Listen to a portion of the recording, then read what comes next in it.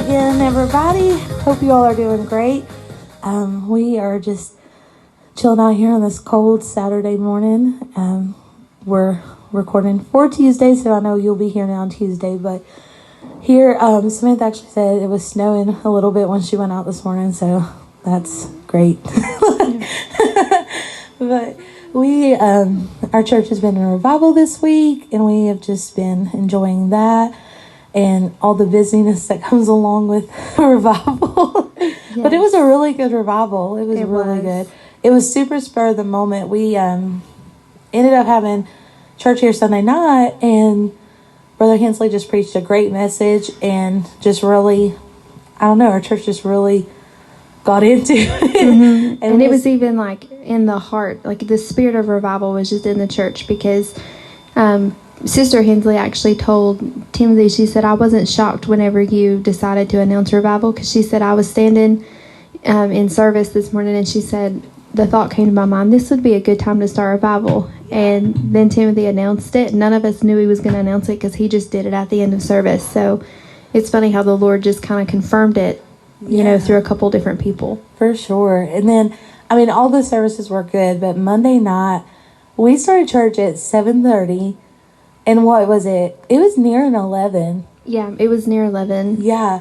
Like, it was so good. Like, I mean, I think every single person in the building at some point, like, shouted and just got in. Like, and I mean, not that that's the only way you know that a service is good, but, like, it was really good to see everybody get something. Yeah. It wasn't like, you know, a few handful of people get in and then, you know, the rest of us just kind of stand around and we're onlookers, you know, like, the whole church, I felt like, was just in the same mindset and just got in the altar. Like, it was an awesome service. It was. And I think what was cool, too, is, like, I love, like, whenever, because, you know, sometimes in any denominations, sometimes, like, with the altar call music, that kind of brings on the reaction. Like, if it's a slower altar call, it's not unlikely to see people in the altars crying. If it's a faster one, it's not unlikely to see people worshiping.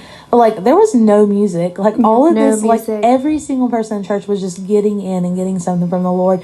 And, like, that's how you know it's definitely, like, coming from the Lord. Okay, we are having technical difficulty again. Like, what is going on with that? It stopped, so I think we're good. Hopefully that'll not happen again. Yeah, it was, you know, back to revival. It was so good. So Monday night, we were, like Madison mentioned, we didn't get out till closer to 11.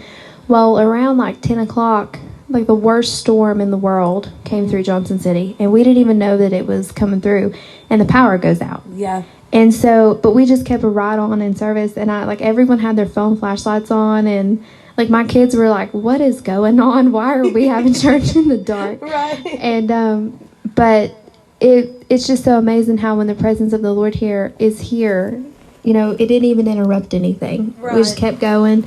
And this one guy was in the altar, and he got deliverance that night over something that he had really been struggling with. Yeah. And it was amazing, the service that we had. And you hear, you know, back then, or people talk about how they would go till 1 or 2 o'clock in the morning in a revival, and I haven't got to be in a revival like that, like where it was only 11, but that's one of the latest services that I've been in a long time. Oh, yeah. And it didn't even feel like 11 o'clock. Like, when you're in the presence of the Lord, it seems like time just stops if your mind is really lost in the presence of the Lord. And so when we got out of church and actually looked at our phone, I was like, wow, I can't believe it's 11 o'clock. Yeah, for sure. It was crazy. And I think it's funny, too. My dad had said that night at church that God told him to be praying for a man. And, like, Dad had no idea who it was. And then that man showed up at church that night. Like, I mean. Yeah, that's amazing. That's so cool. But it was really good. It was a really good week. And I'm just thankful for that. It was a good day altogether, because on Sunday, so my Leah just turned 4. And we were having a service where we were kind of in the middle of a prayer line, not in the middle of a prayer line, if that makes sense. Like, I think it started out as a prayer line, or it started out as like one person getting prayed for because someone requested that they stand in prayer for somebody. Right. And then it just turned into a full-blown prayer line. Yeah. And she leaned over to Timothy's mom and she said, "Can you all pray for me?" Yeah. And she was like, "Sure." And so we prayed for her, and she was really sincere about it. Like, we prayed for her and everything. Well, after church, I asked her, I said, "Was there something on your mind? Like, what exactly did you want to be prayed for?" And she said, "I want the Holy Ghost." And so, Aww. and she's 4. And so it just made my heart happy that she's taken notice of things in the service, and she's starting to understand things. It's not like, you bring your kids to church and they play in the pew, or they color, or they do whatever, and you wonder what all are they really soaking in. And she's soaking in a lot more recently, it seems like. So that just kind of made me happy to hear her say that. And so that was Sunday morning, and then we went into revival Sunday night. That's awesome.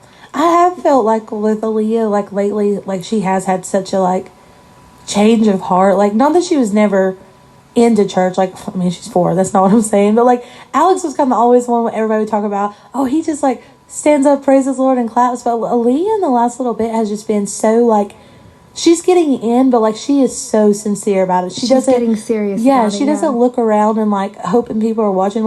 I mean, I'll catch her doing stuff, and she's in her own world. She is doing it because she's wanting to do it. And I just love that. I mean, at the age of 4, I mean, my dad got saved at the age of 5. Mm-hmm. I mean, that's, who knows what is in store for her in this next year. I mean, well, we were cracking up last night because some things she'll say and she doesn't fully understand certain things. And so last night she told Timothy, she said, "Will you pray with me?" She said, "Mommy said that Jesus won't let me have bad dreams, so that means God is giving me bad dreams." And Timothy had to explain to her that's not how that works. Right. And it was just funny because I had told her, I said, well, because she loves the song "This Little Light of Mine." Uh-huh. And so I said, well, maybe if you go to sleep, and I said, sing that song in your head while you're going to sleep, then you won't have bad dreams, and Jesus will be with you in your dreams. And then she woke Timothy up in the middle of the night and said, "Will you pray with me? Because Jesus doesn't give me bad dreams, but God does." So we had to kind of explain to her what I actually meant by that. So that was kind of funny. At least at 4 she understands that there's a 3 in right in the Godhead. Right. So she definitely learned what the Godhead was last night. Yeah. Around 12:30. That's hilarious. So it was just kind of funny. Well, you were telling us about your eventful morning that you've had this morning. Yeah, so let me tell y'all. I almost blew my phone up. So in her house. In my house. So I woke up, and Aaliyah, the first thing she wants when she wakes up is she wants her sippy full of fresh milk. It's just a given. She never usually goes back to sleep, but she has her routine where she wakes up, she wants a fresh thing of milk, and then she wants to lay there for about 10 minutes before she gets up and does anything. And so I get up and I go in the kitchen. Well, our stove is right next to our fridge, and I wasn't thinking. I just set my phone down because my phone was in my hand. I made her sippy and I took it back to her. Well, I come back because I wanted to make me something for breakfast, and I wasn't even thinking. I had a lamp on in the living room, and we have an open floor plan, so the lamp for the most part lights up the kitchen, and so I was just using the lamp light. I didn't cut the kitchen light on. My phone is black, okay? A stove eye is black, and so my phone is sitting there, and the next thing I know, all this smoke just starts filling the kitchen. I was like, what in the world? And so I go over there, and I realize that my phone is melted to the eye. Oh, with goodness. The pan on, I set the pan on top of my phone on the eye. I didn't even see my phone. And so I hurry and cut the stove off, grab my phone, it burns my hand because this melted plastic is now stuck to my hand. I had to pull the plastic off my hand like a Band-Aid. Oh my word. It literally melted it to my hand. It's not I have a blister on my hand.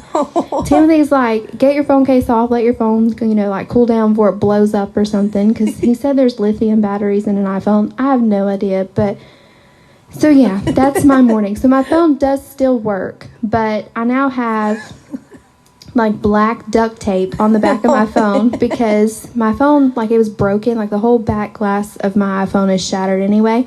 And so I had duct tape on it, and I think the duct tape is what actually saved my battery and my phone because it melted completely through my case and then melted the first layer of that duct tape that I had on my phone. So, oh man. Yeah, my phone is a sight, and I have a blister now on my hand. And all of this happened before 8 o'clock this morning. Before 8 o'clock. Man, that's awful. Yeah, so that's how my morning has been. And also why y'all ended up with McDonald's for breakfast. Yeah, that's why we ended up at McDonald's for breakfast. Because my phone smells like melted plastic. My kitchen smells like melted plastic. That's hilarious. I mean, I hate that happened to you, but that's funny. Oh, wow. Timothy's like, how did you even do that? I'm like, pregnancy brain. That's the only answer I have. Right. Because I have no idea why I left my phone there, and then how I even proceeded to put a pan on top of my phone on the stove. I don't understand how I did that. I think that's the part that makes it so funny to me, because it'd been one thing if you had just turned the eye on to let it get hot, but the fact that there was a pan laying I know.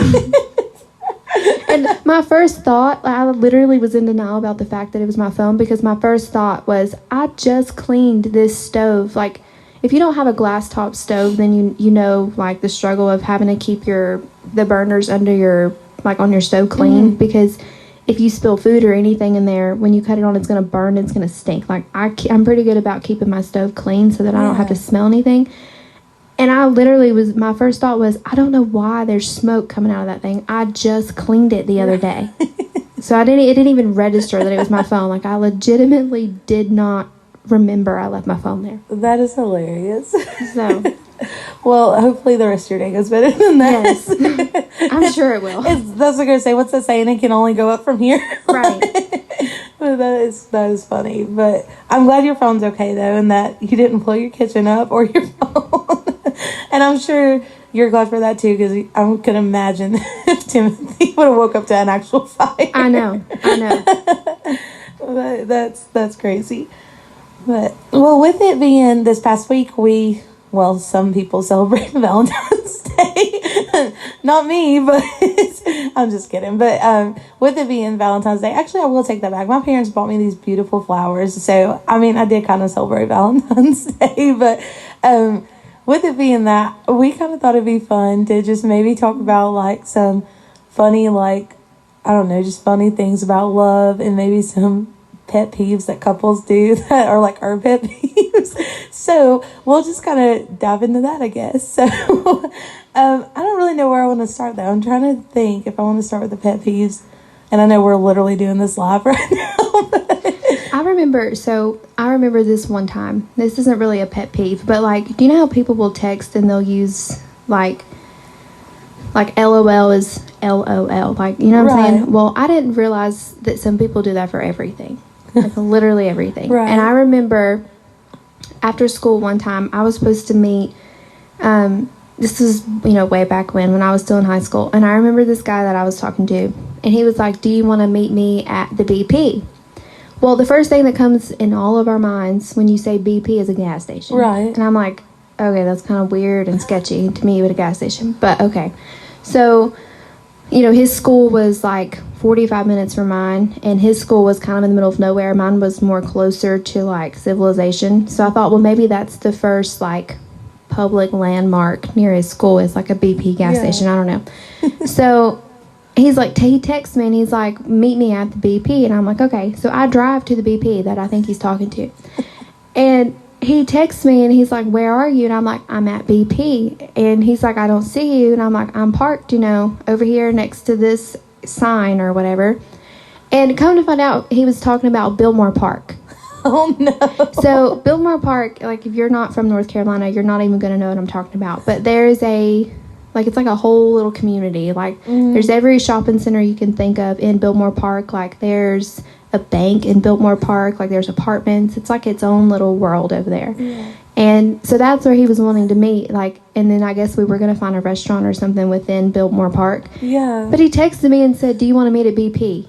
Right. And I'm like, who calls it that? Yeah. Like, why didn't you just say Biltmore Park? Right. And so here I am feeling stupid because I'm waiting at a gas station. And, like, I'm thinking this dude is kind of creepy because he wants to meet at a gas station. But it turns out, like, I'm just creepy because that's what I thought he was talking about. Like, I don't know. I mean, the first thing that would come to my mind, though, would have been the gas station, too. Yeah. I would have never thought. And that wasn't even, like, around Valentine's Day, I don't think. It's just that's, like, the funniest. Like, when I think back before I met Timothy, like, that's probably, like, the funniest just, like, dating mishap or, like, texting mishap is I thought this guy wanted me to meet him at a gas station. That is hilarious. I think for me, like, I have a lot of embarrassing things that have happened, like, with guys that I've liked before. And, like, so I don't have that many that are, like that funny. But I have one. There was this guy that I really liked. And, we were at a revival one night, and he was there, and he, like, walked up to me and started talking to me. And I'll never forget, like, y'all weren't there that night for some reason.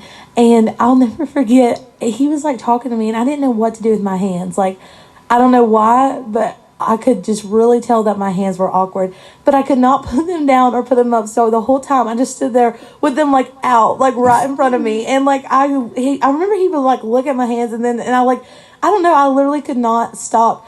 I just, like, kept my hands there the entire time. And I remember that was the most awkward conversation. And I don't think we've ever had a conversation after that since. And I was just, like, I'm not an awkward person when it comes to just talking to anybody. When it comes to somebody that I like, I literally, like, lose all train of thought. And it's like I cannot function anymore. And I just remember, I will never forget that. Like, as long as I live, I think that'll be the worst thing that's ever happened to me. I think one thing that just came to my mind, you were talking about pet peeves. And I think one of my pet peeves, and which I don't, my husband is super friendly, probably over friendly when we go out to places. Like, he wants to talk to people, and that's just who he is. So, but I think one thing is someone who's rude to the waitress or the waiter. Oh, yeah. Like, that is a big pet peeve of mine. Not even just in dating, but, like, in friends. Like, I've been out with, like, a group of people, and the person that's, like, sitting across the table from me will be so rude to the waiter or the waitress. And, like, I don't know why, it just makes me so mad. Me too. Because I guess where I've worked in the food industry, and I kind of understand, the struggle of, it's not the waiter's fault your food got messed up. It's ultimately the cook's fault. Or, maybe your plate just got mixed up with someone else's. Like, either way, like, if you're friendly, the problem can be solved. Yeah. And, we can have a good attitude about it and still get our food fixed. Like,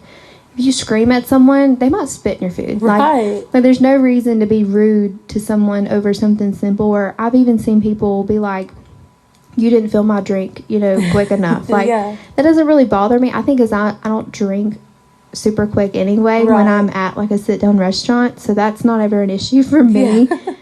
So, I mean, I guess in a way I could try to sympathize with those who maybe do. Because, like, my husband will go through, like, 2 or 3 drinks in a restaurant easy. Like, he's just a big, he's thirsty when he's hungry. Yeah. So, but, all that I was trying to say, though, is, like, my biggest pet peeve is when you go out, like, be kind. Like, try to be mindful of the fact that, like, these people literally could have almost, like, blew their phone up on their stove out this morning, too. Like, you don't know what kind of morning they've had. And then, like, they had to go to work. And so I think just taking a step back and trying to be nice to somebody, like, go out of your way to be nice to the horrible waitress can go a long way, because you really don't know what they're going through. Yeah. Well, and also, that kind of also goes back to, we're also Christians. Like, your attitude towards your wait staff is not showing them Jesus sometimes. Because I'm like you. I've been out with people who are just, like, just so off the bat rude. Because they just are like, I had this waitress last time. I know this for that. And I'm like you, too. I mean, I used to waitress, so maybe I come from a different spot. But, like, first of all, your waitress has more than one table. Like, you're not her only customer or his. But I hate that, too. I cannot stand when people are rude to, like, I just don't like that. And also, I cannot stand when somebody says, hi, how are you? And the person just says good back. Like, I've been out with people and they don't say good, how are you? I'm like, where are you from? Because you're definitely not from the South. Because we say good, how are you? Like, I cannot. Like, did you at least take notice that I spoke to you? Like, I've literally been out with people before, and, like, even, like, just a cashier, like, at Walmart or something, be like, good, how are you? And they'll just say good, and I'll be like, how are you doing? I'm like, you are not going to not ask that person how they're doing. Right. I was telling Samantha before we started this today, I was like, one of my pet peeves, because like I said, I did used to waitress, is when couples would come into the restaurant, and I don't know why it bothered me so bad, but they would sit on the same side of the table. And that, I don't know, it was just like, okay, I get you all are in love, but, like, y'all don't have to literally be sitting in each other's laps while I'm trying to get your drink order. Right. like I mean, or like the couples that are all over each other. Yes. And you're like, there's a time and place. Like, I've been married. Like, I love my husband. But I have no desire. And if you do, then, cahoots to you, I guess. I don't know. But I don't have this desire to be sitting at Cheddar's in a booth, like, just being way too much. Like, if you know what I'm saying. Like, exactly what I'm talking about. Like, those couples that are in public, and you're just like, this is not the time and place. And especially, like, if someone comes up and they're trying to take your order, Like, they're trying to talk to you, Yeah. and they need to, you know, so they can get their job, you know, rolling and get you fed and get you out of their booths so they can turn your table and make more money. Right. Like, they don't need you sitting there wasting their time. Exactly. Like, go somewhere else. Like, don't do that in public, you Yeah. know? Like, there's a time and place for things, Yeah. you know? For sure. And too, like, I don't care, like, I really don't care what somebody does, period. It's honestly none of my business. But, like, I get calling, like, your significant other, like, babe or honey or something like that.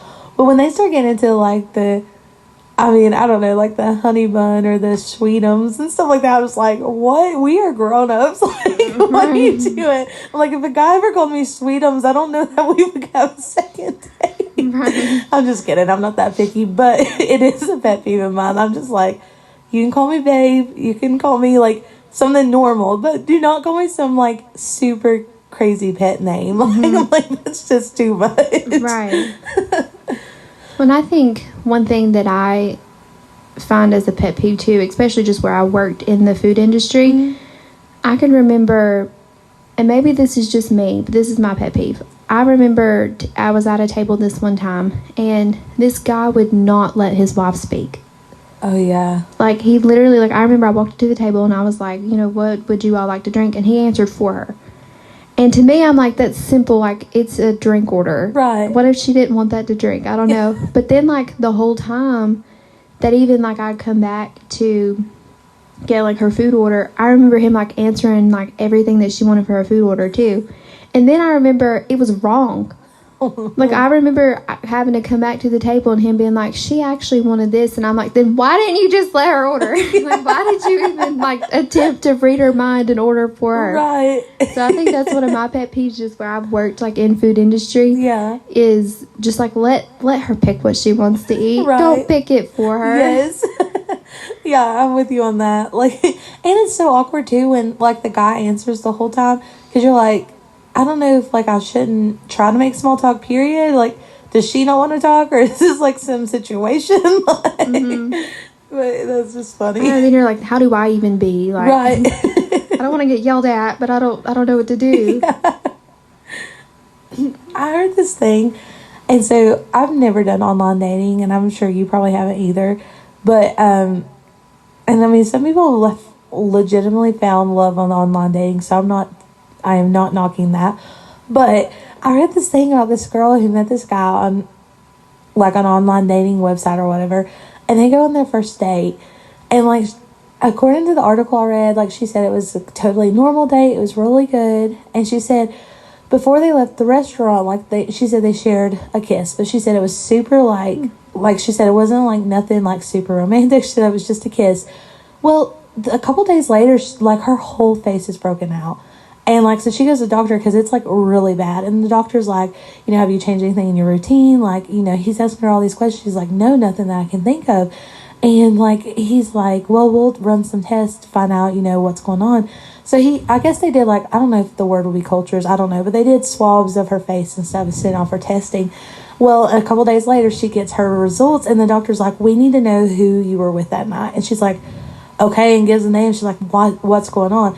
And they found, like, cannot remember the word because it was a really big word, but they found, like, dead flesh on her skin. Like, it had broken her out from dead flesh. So the cops, like, go to this guy's house. He had 4 dead bodies he was eating on in his basement. Ew. And so, I mean, she didn't go home with him, thank God. But, like, she probably would have been the next victim. Like, who knows? But, like, yeah, he was eating on these, like, dead bodies. So that's when they just share, like, one kiss. That is crazy. Like, she had it all over her face. Like, it broke her out. I was like, oh, my goodness. Like I said, if you online date, I'm not knocking that, but that just told me I am never going on a date with somebody I meet on a dating site. Like, I was like, who find your spouse at church, please. Yeah. I'm like, who would have ever thought that? Like, I mean, first of all, like, that I wouldn't have been in that situation, but still... Right. Like, who would have ever thought your face would have broke out and they would have been from a guy eating dead bodies and just keeping them in his basement? Like, yeah, that is crazy. So I know, like, we wanted this podcast to be a little bit more lighthearted, and we were talking about pet peeves, but it just kind of, like, spun in my mind about how that sounds crazy, and you think like nothing like that will happen to you, but for like those of you girls out there that are listening, like you should find your spouse in church. Oh yeah. Like, you know, maybe you don't physically find them in your church, but maybe it's at a church event, maybe at like a youth camp, or, you know, that's where me and my husband met, was at a youth camp. Yeah. And I feel like you can avoid a lot of hurt and scars and being exposed to things Oh yeah. that you should not be Yeah. by not dating in the world. Oh yeah. You know, for sure. like we've talked before about being unequally yoked, and you should not be looking for a spouse in the world and looking for your spouse in church that has the same mindset. Timothy was telling me that he heard a preacher say this, and I thought it was really funny. And he said, how do I know if this person is for me? And he said, if you're both running towards Jesus and she can keep up, or he can keep up. Oh, that's good. And so I think when you're looking for a spouse, you should be running as fast as you can towards Jesus. And if that person is keeping up, they might be worth taking time out for. Yeah, for sure. And if they're not, like you girls know who I'm talking about. Like those guys that, like, they come to youth events, but they don't ever step out and do anything. Right. Like they come to a youth service, but you never see them in the altar. Yeah. And you can pack it off on, oh, well, maybe they're just shy, or they're this or they're that. We all can have shy moments. Yeah. But when I feel like when our heart's on fire for the Lord and we're really seeking after the Lord, we're going to be in that altar, and there's going to be like some fruit and some proof of us trying to get a hold of God, regardless of how shy we are or not. And I've seen some of the shyest people step out and do things, and you're just like, God just blessed them and just poured his anointing on them, and you're just like, wow, that came out of that person, because they're normally the quiet one, or they're normally the, you know, the backwards one. And so you can't use shy as an excuse. And I feel like when you're looking for a spouse, definitely look for them in church. Oh, yeah. And, you know, people will say, well, you shouldn't go to that youth event just looking for a spouse. No, you should go with your mind on the Lord and trying to get something from the Lord. But at the same time, like, we're all human, and I think it would make much more sense you going to look for a spouse at a youth event than at a worldly event where anybody and everybody is there, and the devil knows how to put that wrong person right in your path. Yeah. Because where else are you going to find somebody? I mean, if you're not looking at church, you're going to find somebody in the world more than likely. Right. And so I think that's the great advice. I think that, and that's something my mom always told me. She said, find somebody at church. She always said that. And then, I mean, I think it was Tim that said not too long ago, he was like, you know, find your spouse at church. Like, he kind of preached on that a little bit. And like, there are so many events that, like you said, go with the right intentions. Yeah, you need to go for yourself to find more of the Lord, to get, you know, deliverance over anything like you might be dealing with, and just, you know, whatever you might be seeking from the Lord. Don't ever lose sight of that. But like, you know, one of the big events that's coming up for our movement is PFYC. There are literally 4,000 people there. Yes. Like, that's the perfect place, like, to go and then not even, you know, you're in service, you're getting all that you can from God, you're paying attention to the preaching, you're learning from the preaching, you're listening to the, you know, songs, you're worshiping, you know, all those things.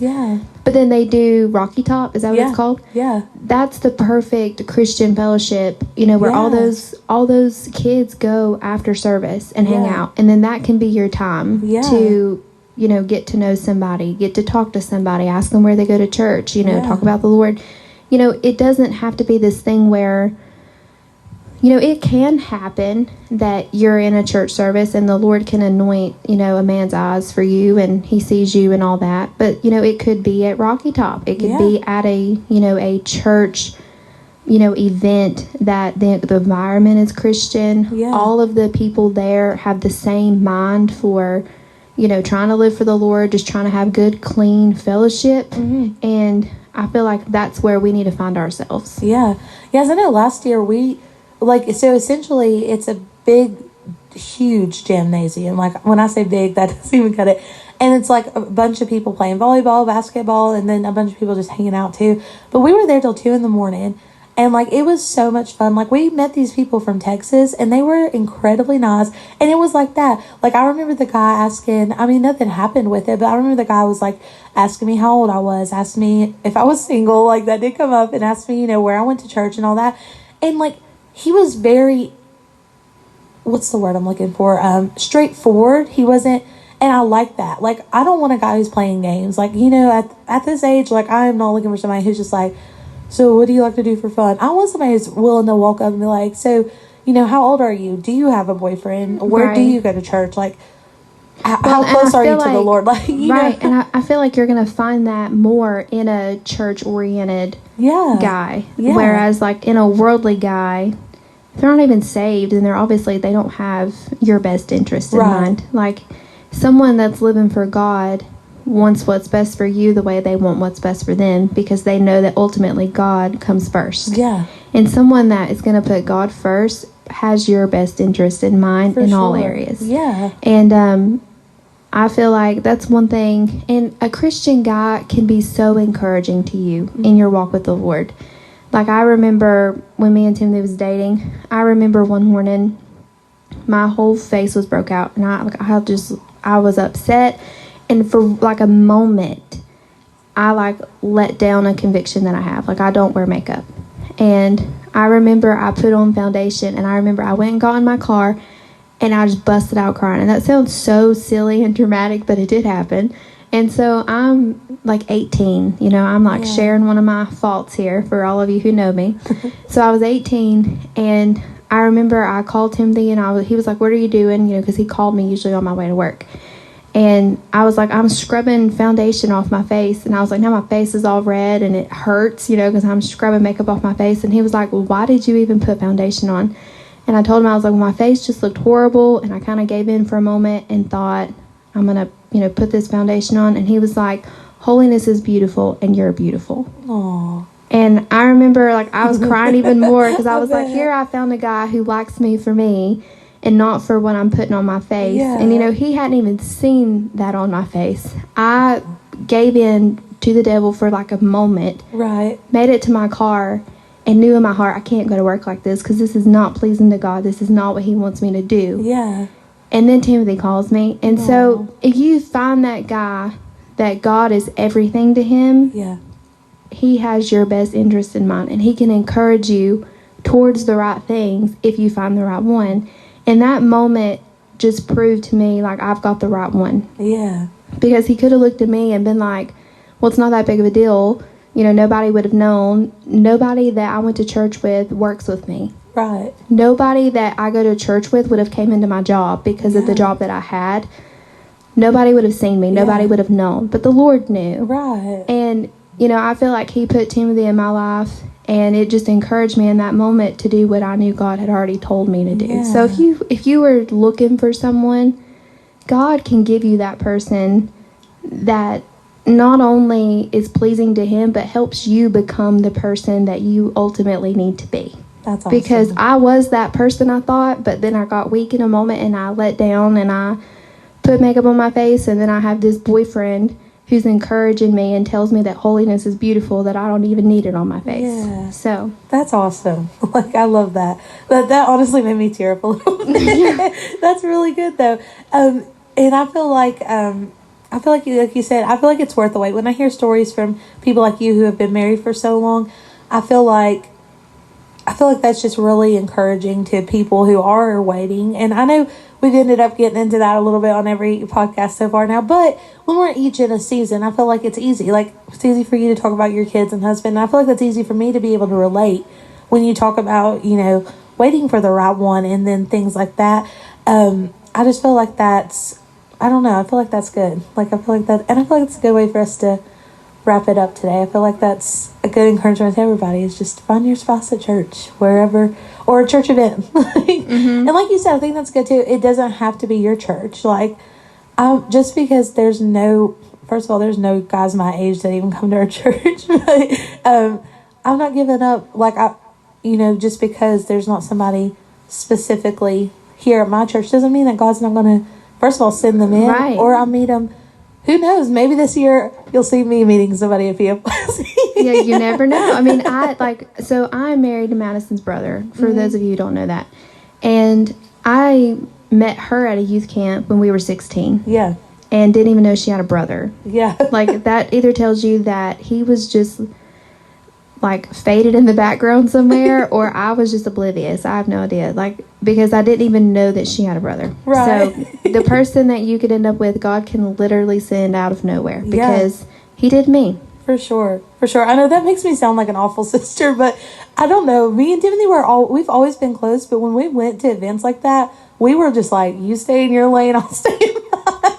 Right, well, and Timothy's younger than us. So True. Me and Madison were 16. And he wasn't even allowed on the island we were on. Right. So this camp that we went to, I know we've got to wrap up, but this camp that we went to, like, one night, you had to be 16 years old to go to, like, what they called the island. And it was across the river, and, like, they had it decked out in lights, and, like, they had snacks over there. And Big it was bonfire. Right. I think. Yeah, I think they had a bonfire, and, like, it was just for 16 and up to hang out and kind of fellowship and just be away from, like, some of the younger ones. Yeah. And so her brother wouldn't even have been over there. Right. So, like, the Lord can send you someone out of nowhere. Yeah. And I think that's cool, too, how the Lord will work out friendships. Like, that's how you know something's right, is when the Lord works out all of that. Mm-hmm. Like, I mean, because me and you... We were 16, yeah. and then we didn't even start talking to each other until I was 18.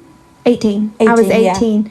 And he was 16, like, turning 17. Yeah. So we're like 2 years apart, but for, like, a few months, we're, like, almost 3 years apart. I don't know. Right. It's like the way the birthdays fall. Yeah, it's the way that our birthdays fall. Because my birthday's in January, so it just always, yeah. Yeah. Well, we're glad you all joined us this week. I hope you enjoyed our girl talk today. And hope you all have a great week. And we are going to wrap it up from here. We'll see you all next time. Bye.